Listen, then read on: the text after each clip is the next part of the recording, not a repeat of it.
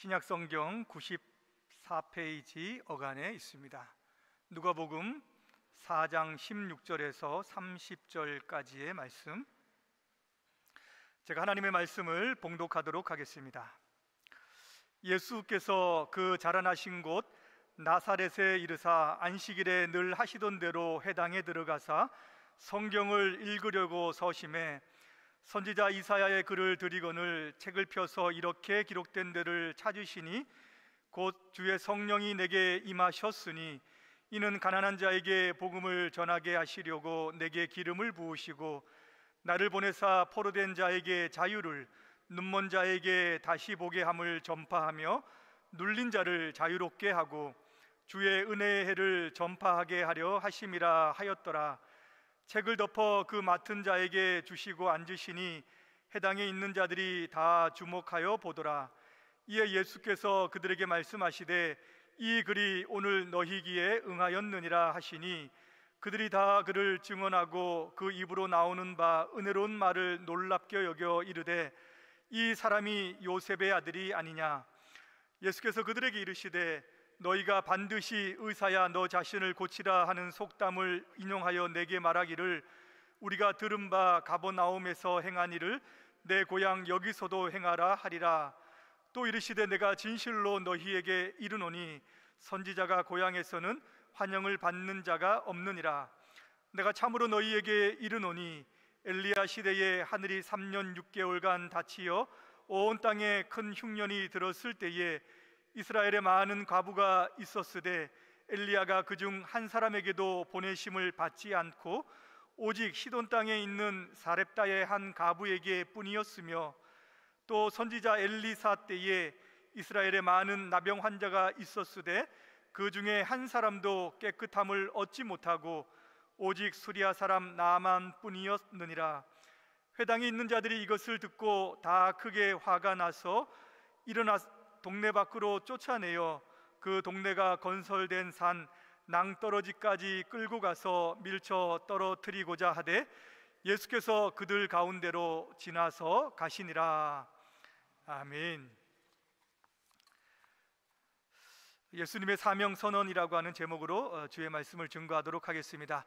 한 주간 동안 평안하셨습니까? 이 자리에 모이신 여러분 모두에게 하나님의 은혜와 사랑이 충만하시기를 기원합니다. 여러분, 사명 선언문이라고 하는 것이 있어요. 기업이나 정치인들 같은 경우 또 어떤 그룹이 자신들이 이루고자 하는 그런 목표, 목적을 적어서 선언하는 그런 내용이라고 볼 수 있죠. 그래서 자신의 전체 정체성을 드러내기도 하고 또 다시 자기 자신의 동기부여를 일으키기도 하는 그런 내용을 담고 있습니다. 근데 미국 같은 경우는 개인이 마음껏 행복을 추구하는 기회를 제공한다, 또 자유주의와 민주주의의 빛을 비춘다, 이런 사명을 가지고 있다고 합니다. 제가 왜 이런 말씀을 드리느냐, 오늘 본문에는 예수님께서 사역을 이제 시작하시면서 자신의 사명이 무엇인지, 자신의 이 땅에 오신 목적이 무엇인지를 이렇게 선언하시는 그런 내용이 기록되어져 있습니다. 여러분, 예수님의 사명이 무엇입니까? 예수님은 무엇 때문에 이 땅에 오셨습니까? 오늘 예수님께서는 자기 자신이 자라나셨던 나사렛이라고 하는 동네에 들어가십니다. 그러면서 안식일에 늘 하시던 대로 회당에 들어가서 회당 예배의 순서에 따라 가지고 성경 한 구절을 읽으세요. 예수님께서 읽으신 구절이 오늘 읽었던 18절에 나오는 말씀입니다. 이것은 이사야 61장 1절과 2절에 나오는 말씀이에요. 주의 성령이 내게 임하셨으니 이는 가난한 자들에게 복음을 전하게 하시려고 내게 기름을 부으사 나를 보내사 포로된 자에게 자유를, 눈먼 자에게 다시 보게 함을 전파하며 눌린 자를 자유롭게 하고 주의 은혜의 해를 전파하게 하려 하심이라. 아멘. 이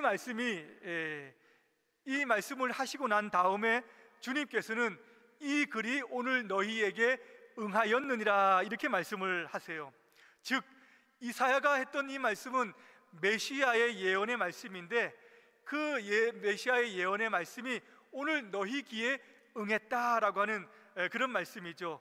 즉 이 글을 읽고 있는 예수님이 메시아이고, 그리고 예수님의 사명이 바로 이것이다라고 하는 것을 밝혀서 알려주는 그런 내용입니다.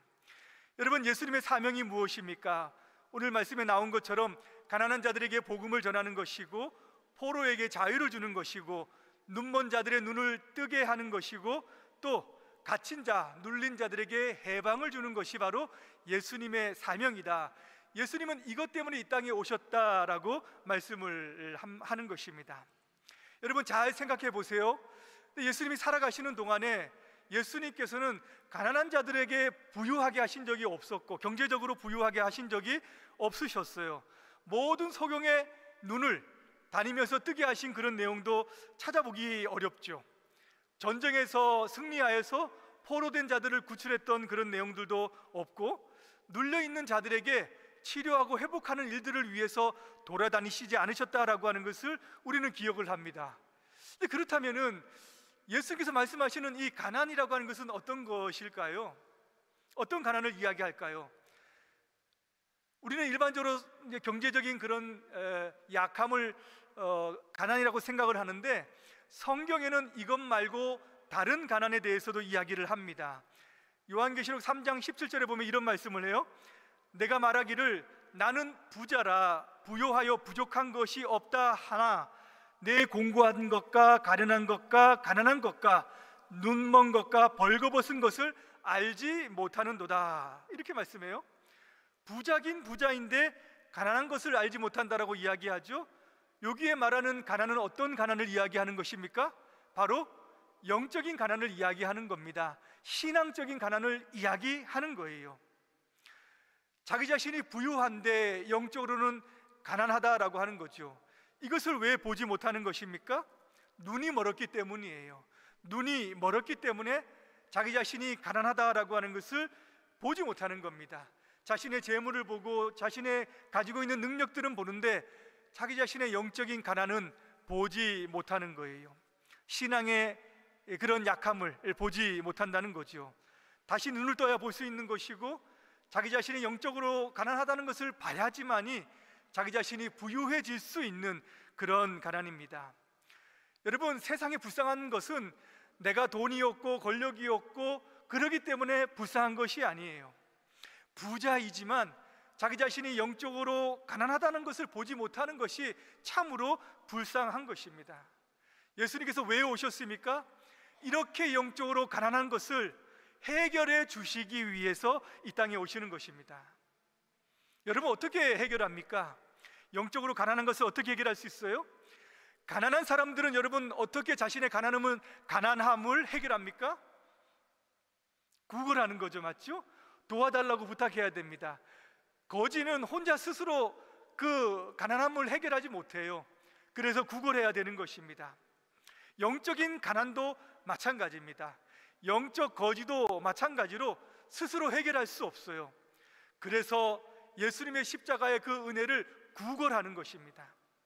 그런데 세상의 가난과 다른 점은, 세상의 거지들은 찾아다니면서 다른 사람들의 문을 두드리고 열어서 그 도움을 구해야 되지만, 이 영적인 가난이라고 하는 것은 자기 스스로의 문을 열어야 되는 거예요. 내가 가난하다라고 생각하고 자기 자신의 문을 먼저 열어서 주님 앞에 나아가서 은혜를 달라고, 도움을 달라고, 나를 부유하게 해달라고 이렇게 부탁해야 됩니다. 그럴 때에 주님께서 우리에게 들어오셔서 우리와 함께 먹고 마시는 것이고 영원토록 부유함을 누리게 된다라고 말씀하는 거죠. 또 하나, 예수님께서 어떻게 무엇을 위해서 오셨냐? 여기 보니까 포로된 자, 눌린 자에게 자유를 주시기 위해서 오셨다라고 하는 거예요. 여러분, 세상에서 가장 소중한 것이 무엇입니까? 자유입니다. 자유. 정말 자유라는 것은 소중해요. 여러분, 군대가 괴로운 이유가 뭡니까? 군대 가면요, 옷을 다 줘요. 먹을 것도 다 줍니다. 숙식도 해결해 주고요, 운동도 시켜줘요. 건강해집니다. 위장병 있는 사람 일주일만이면 고쳐져요. 그런데 왜 군대를 힘들어합니까? 자유가 제한되기 때문입니다.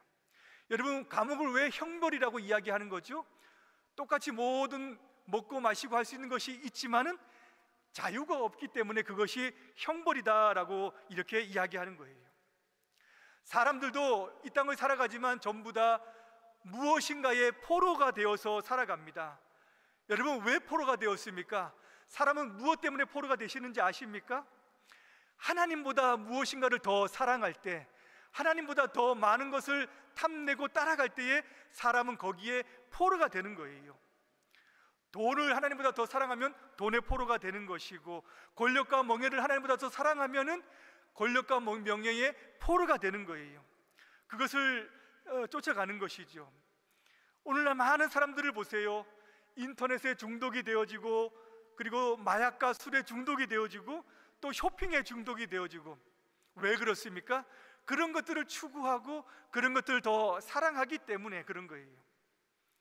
이 모든 것의 배후에는 죄와 사단이라고 하는 그 원수가 있습니다.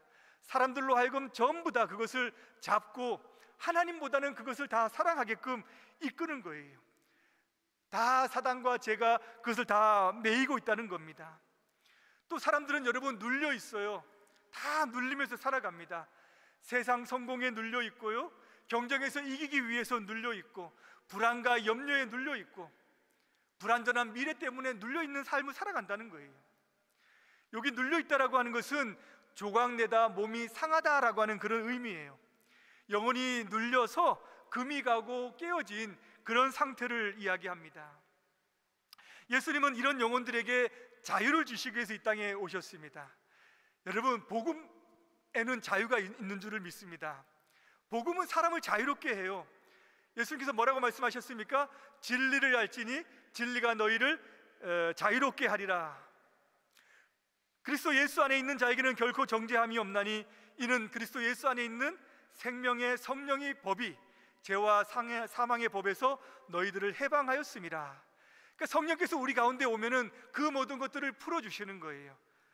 세상에 있는 것들을 쫓아가지 아니하게 하고, 하나님을 더 사랑하게 하고, 하나님을 추구하게 하는 마음속에 참된 진리를, 참된 자유함을 가지고 살아가게 되는 것입니다.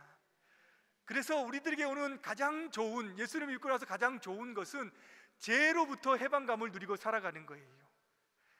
죄로부터, 원수 마귀로부터 우리는 자유함을 가지고 살아갑니다. 이것이 속죄함의 자유이죠.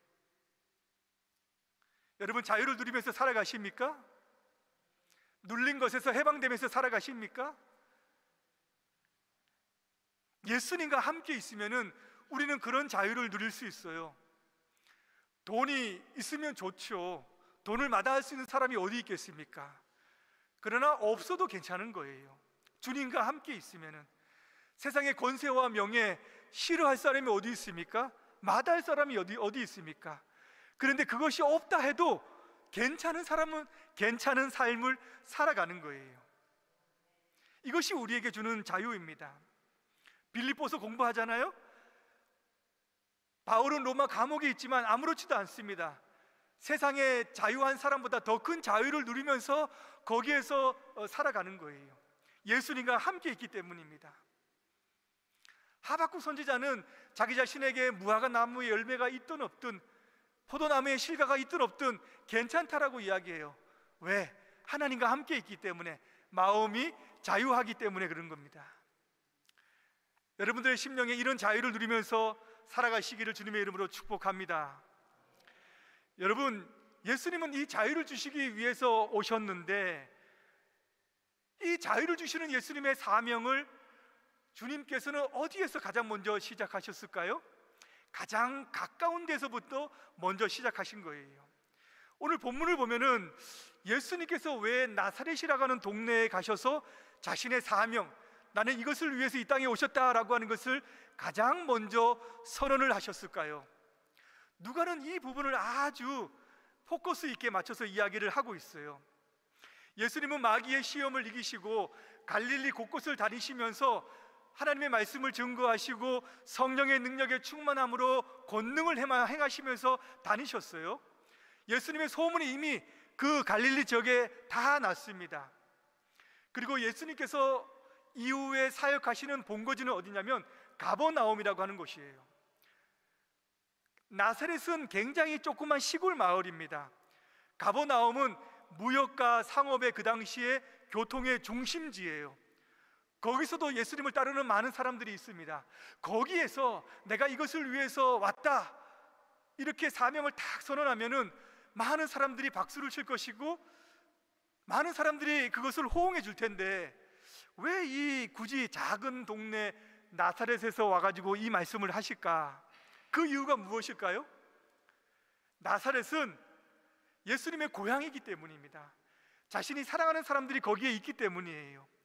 자신의 형제 자매들이 거기에 아직 살고 있고, 친구들도 있고 이웃들도 있고, 예수님은 몫으로 살아셨기 때문에 자신의 동료들도 거기에 있었을 줄 모르겠습니다. 그들이 먼저 복음을 들어야 되고, 그들에게 먼저 이 복음의 사명을 전하기 위한 예수님의 마음이 거기에 있기 때문이에요. 여러분, 예수님의 꿈은 작지 않습니다. 예수님은 이 복음 사역을 통해서 모든 열방들이 구원 얻기를 원하시는 그런 마음을, 그런 꿈을 가지고 있어요. 주님은 그런 원대한 꿈을 가지고 계셨지만은 가장 작은 곳, 가장 가까운 곳에서 그것을 시작했다라고 하는 거예요. 에베레스트 산을 올라가는 사람, 가장 높은 산을 올라가는 사람도 시작은 자기 앞산에서 시작하는 거예요. 42.195km 마라톤을 준비하는 사람도 처음에는 자기 동네부터 먼저 2km, 3km 뛰는 것이 필요하다는 것이죠. 영혼 구원도 마찬가지입니다. 복음의 사명도 마찬가지예요. 가장 가까운 곳, 나에게서 가장 가까운 곳에서 먼저 시작해야 될 줄로 믿습니다. 사도행전을 보면은 우리가 아침마다 읽지만은 바나바하고 사울이 1차 전도 여행을 떠나죠. 원대한 꿈을 떠납니다. 가장 먼저 가는 지역이 어디입니까? 구브로예요. 왜 구브로 그 섬에 들어갔을까요? 바나바의 고향이기 때문입니다. 바나바의 형제 자매가 있고 친지들이 있고 바나바가 사랑하는 사람들이 있기 때문에 거기 가는 거예요. 그럼 사도 바울의 고향 다소는 왜 안 갔습니까? 다소는 사도 바울이 안디옥에 나오기 전에 13년 동안 거기에서 칩거했어요. 이 바울의 성향상 그곳에서 사람들에게 이미 복음을 전했을 것이라고 우리는 짐작할 수 있습니다. 골로새 교회가 세워졌는데 그것도 에바브라라고 하는 사람이 복음을 듣고 나서 자기 고향에 들어가서 먼저 복음을 전했기 때문에 그 교회가 세워진 거예요. 사도 바울은 언제나 유대인에게 먼저 복음을 전하고 그 다음에 이방인들에게 복음을 전한 것을 우리는 알 수 있습니다. 예수님은 모든 인류를 구원하시기 원하셨지만은 한 사람에게 관심을 두고 그들에게 포커스를 맞추고 찾아가신 것을 우리는 기억해야 됩니다. 고기 잡고 있는 베드로에게 가셔가지고 그에게 손을 내미셨고, 사도 바울 한 사람에게 가가지고 그에게 구원의 은혜를 베풀어 주셨다라고 하는 거예요. 한 사람을 마음에 품고 가장 가까이 있는 사람을 위에서 복음의 이 능력과 복음의 이 사명을 감당해야 된다라고 하는 것을 예수님께서 여러분 보여주신 겁니다. 가장 가까이 있는 사람들에게 우리는 사랑의 마음을 품고 그들에게 복음을 전도해야 될 줄로 믿습니다. 여러분, 디모데전서 5장 8절에 보면은 이런 말씀이 있어요. 누구든지 자기 친족, 특히 자기 가족을 돌아보지 아니하는 자는 믿음을 배반한 자요 불신자보다 더 악한 자니라. 여러분, 이런 말씀이 성경에 있는 거 아셨습니까? 읽어보셨어요? 저는 제가 청년 때에 타지에서 생활하면서 금요 기도회에 간 적이 있었습니다. 하나님의 은혜를 받고 기도하고자 그 청년이 금요 기도회에 다 올라갔어요. 들어가면서 이제 복음 성가집을 저에게 주는 거예요. 같이 찬양하는 그 성가집을. 이걸 받고 이제 딱 앉았는데 그 표지를 보니까는 그 표지에 그드마하게 이 말씀이 다 이렇게 기록되어져 있는 거예요. 누구든지 자기 친족, 특히 자기 가족을 돌아보지 않은 자는 믿음을 배반한 자요 불신자보다 더 악한 자니라. 야, 믿음을 배반한 자, 야, 불신자보다 더 악한 자가 누구냐? 세상 사람이 아니라, 하나님을 안 믿는 사람이 아니라 자기 가족을 돌아보지 않는 자, 자기 가족을 돌아보지 않는 자는 세상 사람보다 더 악한 자고 믿음을 배반한 자고 불신자보다 더 나쁜 사람이라는, 그 말씀에 저는 적지 않은 충격을 받은 거예요. 야, 내가 내 가족들을 돌아보지 않았구나. 그날 제가 얼마나 그 금요 기도에서 가족들을 위해서 기도했는지 모릅니다. 목이 터져라고 하나님 앞에 우리 가족들을 위해서, 우리 친지들을 위해서, 사랑하는 사람들을 위해서 제 마음을 다해서 그날 기도했던 것을 제가 기억합니다.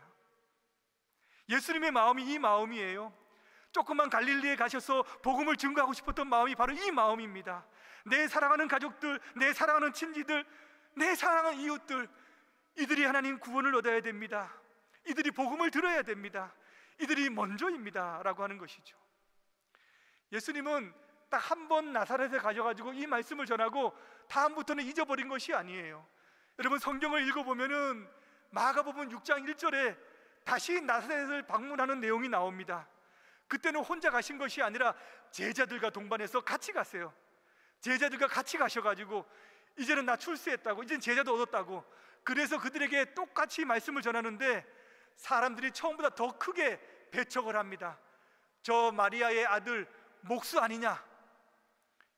엄마의 이름을 가지고 아들을 얘기하는 것은 그 당시에는 애비 없는 놈, 그렇게 모욕적인 언어를 가지고 이야기했는데 예수님은 그 가운데에서도 실망하지 않고 계속해서 그렇게 그들에게 주님께로 돌아오기를 원하는 마음으로 그들에게 달아갔다는 거예요.